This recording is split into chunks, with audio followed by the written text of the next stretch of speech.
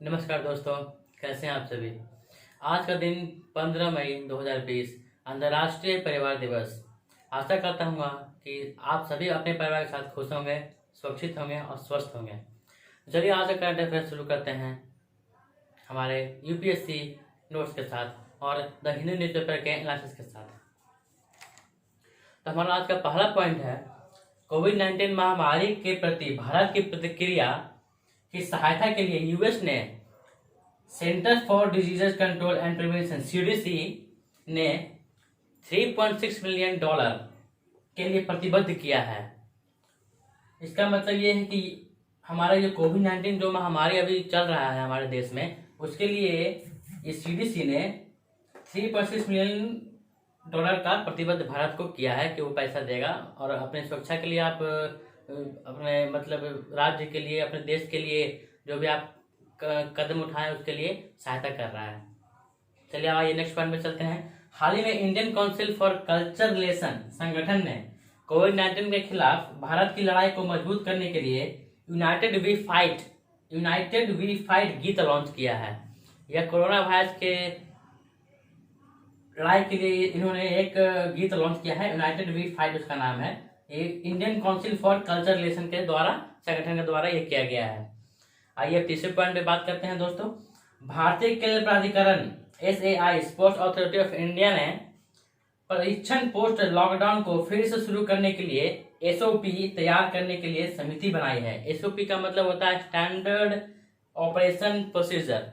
इसका उन्होंने कमेटी बनाई है। अभी फिलहाल वहाँ के SAI sports authority of India के अभी जनरल डायरेक्टर हैं संदीप प्रधान जी। तो ये था हमारा तीसरा पॉइंट। अब आइए दोस्तों चौथे पॉइंट के ऊपर चलते हैं। PM केयर फंड, प्रधानमंत्री केयर फंड से 31 करोड़ रुपए लोकेट किया गया है कोरोना वायरस से लड़ने के लिए। जो भी जिन्होंने डोनेशन दिया है, जो लोग कोरोना वायरस के लड़ने के लिए डोनेशन दे रहे हैं, गरीब मजदूर जिनके पास पैसे नहीं है, खाने के लिए भोजन नहीं है, तो उन्हें जुड़ाने के लिए जो पैसे जो लोग डोनेट कर रहे हैं PM केयर फंड में, तो 31 करोड़ रुपए का लोकेट ये हुआ है पैसा सारा। अब आइए हम आपने चलते हैं पांचवें पॉइंट पर दोस्तों। IIT बेंगलोर संस्थान ने दूध और डेयरी उत्पादक से मेलामाइन IIT बेंगलुरु संस्थान ने दूध और डेयरी उत्पादक से मेलामाइन की उपस्थिति का पता लगाने के लिए एक ऐसे कम लागत वाली हाथ में पकड़ने वाली डिवाइस का उन्होंने निर्माण किया है, उन्होंने विकसित किया है। चलिए बात करते हैं हमारे छठे पॉइंट के बारे में दोस्तों।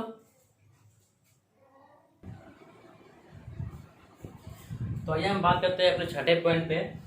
इजराइल के विवादित क्षेत्र वेस्ट बैंक को शामिल करने के लिए योजना बना रहा है। इसका मतलब ये है कि मिनिस्ट्री ऑफ स्टेट, हमारे अमेरिका यूएस के मिनिस्ट्री ऑफ स्टेट अभी इस वक्त जिसमें अभी कोरोना वायरस का प्रकोप है, सारा दुनिया कोरोना वायरस से जूझ रहा है, लेकिन अभी यूएस के जो मिनिस्ट्री ऑफ स्टेट हैं माइक पॉम्पे जो अभी मिनिस्ट्री ऑफ स्टेट है वहाँ के, वो अभी इजराइल दौरे पे गए हैं और वहाँ का एक विवादित क्षेत्र है इजराइल का वेस्ट बैंक, वही ये प्रस्तावना ले गए हैं कि वे मतलब ये जो जगह है, ये जो हमारा एरिया है, वो चाह रहे हैं यूएस की अपने देश में उसे मिला लेने के लिए। इसलिए इजराइल अपने बचाव के लिए, अपने वो क्षेत्र के बचाव के लिए, इजराइल विवादित क्षेत्र के बचाव के लिए वेस्ट बैंक को शामिल करने का योजना बना रहा है। तो ये हमारा अभी करेक्ट न्यूज है।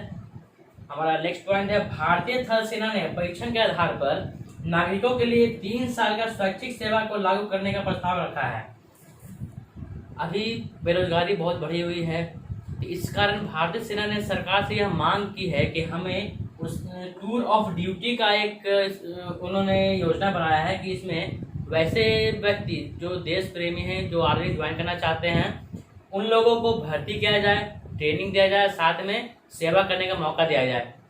इस कारण थोड़ी बेरोजगारी भी घटेगी, उन्हें सही से ट्रेनिंग भी मिलेगा और एक देशभक्त का प्रेम भी उस हिसाब से बढ़ा रहेगा। तो इसमें उन्होंने 3 साल तक 80 से 85 लाख रुपए खर्च करने का उन्होंने प्रावधान रखा है। अभी प्रस्तावना दिया गया है, अभी कंफर्म नहीं हुआ है, बस इंडियन आर्मी ने गवर्नमेंट से यह प्रस्तावना दिया है। और कुछ लोग का यह सवाल हुआ कि 3 साल के बाद क्या होगा। 3 साल के बाद उन्हें वो रिटायर हो जाएंगे और उन्हें 3 साल के बाद एक सर्विसमैन का दर्जा दिया जाएगा।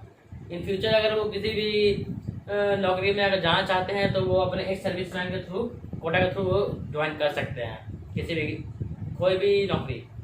तो ये था हमारा भारतीय थल सेना का प्रस्ताव सरकार को। अब ये हमारे नेक्स्ट पॉइंट पे, वित्त मंत्री निर्मला सीतारमण जी ने 20 लाख करोड़ राहत पैकेज का दूसरा हिस्सा लागू किया है। दूसरा हिस्सा कल उन्होंने प्रस्तावित किया है कि वो 9 चरणों में लागू किया जाएगा। तो हमारा पहला चरण है 3 हिस्सा माइग्रेटिव वर्कर को दिया जाएगा, एक हिस्सा माइक्रो लोन के लिए उन्होंने जारी किया है, एक हिस्सा स्ट्रीट वेंडर जो गली में घूम घूम के बेचते हैं सब कुछ या गली में खड़े रहते हैं उनके लिए है, एक हिस्सा है हाउसिंग कंस्ट्रक्शन वर्कर के लिए जो मजदूर हैं उनके लिए है, एक हिस्सा है ट्रैवल एरिया में जो रोजगार प्रदान जो बेरोजगार हैं उनके लिए, उनको रोजगार प्रदान करने के लिए एक हिस्सा उसका यूज होगा, और 2 हिस्से हैं किसानों के लिए। तो ये हमारा 9 चरणों में ये दूसरा जो पैकेज निकला है, इस पैकेज का दूसरा चरण है उसमें 9 चरणों में, दूसरा हिस्सा में 9 चरणों में पैसा डिवाइड होगा। तो ये हमारा आज का पॉइंट था। अब चलते हैं हमारा नेक्स्ट पॉइंट के ऊपर। तो आइए हम बात करते हैं नेक्स्ट टॉपिक के बारे में। विदेश मंत्री एस जयशंकर ने भारत की ओर से शंघाई सहयोग संगठन की मीटिंग में भाग लिया। ऐसा नहीं है कि वो मतलब उड़ के गए वहाँ भाग लिए, उन्होंने ऑनलाइन प्रेस कॉन्फ्रेंसिंग से उन्होंने इस मीटिंग में भाग लिया। SCO का मतलब होता है शंघाई कोऑपरेशन ऑर्गेनाइजेशन। यह दुनिया का सबसे मजबूत और शक्तिशाली संगठन है। 8 लोगों का संगठन है यह, दुनिया का सबसे ताकतवर संगठन, क्षेत्रीय संगठन है ये। पहला इसमें देश आपको है पाकिस्तान है, दूसरा चाइना है, तीसरा कजाकिस्तान है, चौथा रसिया है, 5वां ताजिकिस्तान है, 6ठा उज्बेकिस्तान है और 7वां इंडिया, 8वां पाकिस्तान है। ये हमारे 8 देश हैं इस संगठन के। अब बात करते हैं हमारे नेक्स्ट टॉपिक के बारे में दोस्तों। वैश्विक ऊर्जा संक्रमण सूचकांक वर्ल्ड इकोनॉमिक फोरम, उसमें भारत की रैंक 74वीं है। यह ऐसा संगठन है, ऐसा सूचकांक है जो वैसे देश जो अपने रिन्यूएबल एनर्जी को यूज करके देश में प्रयोग कर रहे हैं उसके लिए संगठन ये सूचकांक बना है। तो इसमें हमारा भारत अभी 74वें नंबर पर चल रहा है। रिन्यूएबल एनर्जी जैसा है कि आप वैसे चीज़ जो ऊर्जा कभी ख़त्म नहीं होती, जैसे आपका सूर्य की किरणें हुई, पानी का प्रवाह हुआ, आपका हवा हुई, तो ये सब सारी चीज़ें इसको यूज करके जो एनर्जी में कन्वर्ट कर रहे हैं वो देश, उसमें हमारा भारत का नंबर 74वां है। पहला नंबर पे स्वीडन आता है, दूसरे नंबर पे स्विट्जरलैंड आता है और तीसरे नंबर पे फिनलैंड आता है। और इस वर्ल्ड इकोनॉमिक फोरम का हेडक्वार्टर जिनेवा है जो स्विट्जरलैंड में है। चलिए बात करते हैं हमारे नेक्स्ट टॉपिक के दोस्तों। WHO द्वारा कोरोना वायरस के लिए ग्लोबल सॉलिडेरिटी ट्रायल में ICMR भाग ले रहा है।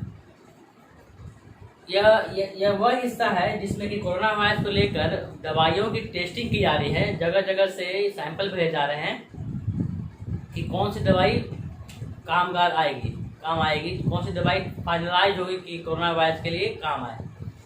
तो मैं कुछ दवाइयों का नाम बता देता हूँ, जैसे कि हमारे इंडिया से हाइड्रोक्लोराइड भेजा गया है, फिर दूसरे देश से रेमडेसिविर भेजा गया है, तीसरे देश से लोपिनेवायर या रिट्रोवायर भेजा गया है, और चौथा हमारा है इसका इन दोनों का कॉम्बिनेशन है लोपिनावायर, रिट्रोनावायर और इंटरफेरोन। ये हमारे 4 दवाएं हैं। इन 4 दवाइयों का मतलब सैंपल भेजा गया है कोरोना वायरस के टेस्टिंग के लिए। चलिए बात करते हैं हमारे नेक्स्ट टॉपिक के बारे में दोस्तों। आइए हम बात करते हैं नेक्स्ट टॉपिक पे दोस्तों। तो अभी पर्यटन मंत्रालय ने नदी नीला पर देखो अपना देश वेबिनार श्रृंखला का आयोजन किया है। नदी नीला जो केरल और तमिलनाडु के बीच में बहती है, केरल से यह निकलती है और अरब सागर में जाकर यह गिरती है। तो इसके मतलब आपका वेबिनार, कुछ लोग सोच रहे हैं ये वेबिनार क्या होता है।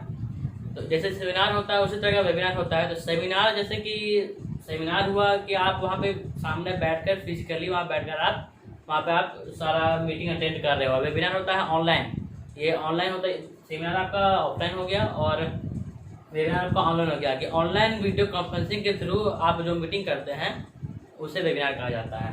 तो पर्यटन मंत्रालय ने नदी नीला पर देखो अपना देश का अभियान चलाया है, एक श्रृंखला बनाई है वेबिनार के थ्रू, एक श्रृंखला का आयोजन किया है। तमिलनाडु, केरल और तमिलनाडु के बीच में यह नदी बहती है। इसे 2-3 नाम से और जाना जाता है, भारतभुजा और नई नदी। और ये अरब सागर में जाकर गिरती है। चलिए बात करते हैं अपने नेक्स्ट टॉपिक के बारे में दोस्तों।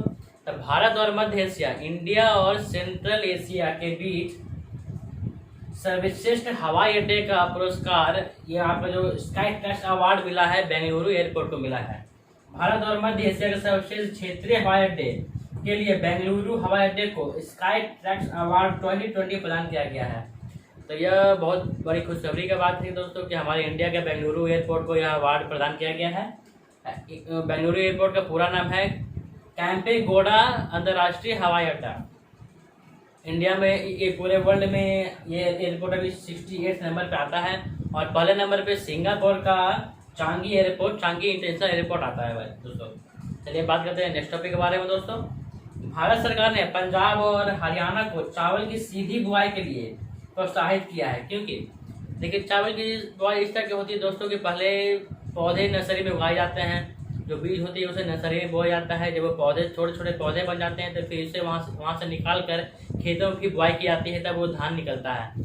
लेकिन अभी श्रमिकों के अभाव के कारण सरकार ने पंजाब और हरियाणा के जो किसान हैं, जो श्रमिक हैं, उनको ये कहा गया है कि आप नर्सरी में न उगाकर डायरेक्ट आप खेत में ही इसकी बुआई करें। तो श्रमिकों का बहुत अभाव है। कोरोना वायरस के चलते सब लोग अपने घरों की तरफ पलायन कर रहे हैं। इसी कारण सरकार ने उनसे यह अनुग्रह किया है कि आप जो चावल की बुआई है वो आप नर्सरी में पहले ना करके डायरेक्ट आप खेत में ही बुआई करें। चलिए दोस्तों अपने दूसरे टॉपिक पे बात करते हैं दोस्तों। CISR और आयुष मंत्रालय ने 4 आयुर्वेदिक दवाओं को नैदानिक परीक्षण मतलब क्लिनिकल टेस्टिंग के लिए भेजा है। आयुर्वेदिक दवा के क्लिनिकल टेस्टिंग के लिए भेजा है CISR और आयुष मंत्रालय ने। पहला का नाम है अश्वगंधा, दूसरा का नाम है गुडुचि, तीसरा का नाम है पीपली और चौथे का नाम है यस्थि मधु। ये 4 ऐसे आयुर्वेद हैं जिन्हें क्लिनिकल टेस्ट के लिए CISR और आयुष मंत्रालय ने टेस्टिंग के लिए भेजा है। तो दोस्तों ये था हमारा आज का करंट अफेयर्स। 15 मई अंतर्राष्ट्रीय परिवार दिवस है आज। तो आशा करता हूँ कि आप लोग अपने परिवार के साथ कुशल मंगल खुशी रहें। तो पढ़ते रहिए और हमारे चैनल से ISDN से जुड़े रहिए। मिलते हैं अगले करंट अफेयर्स के नोट्स के साथ। तब तक के लिए गुड बाय दोस्तों।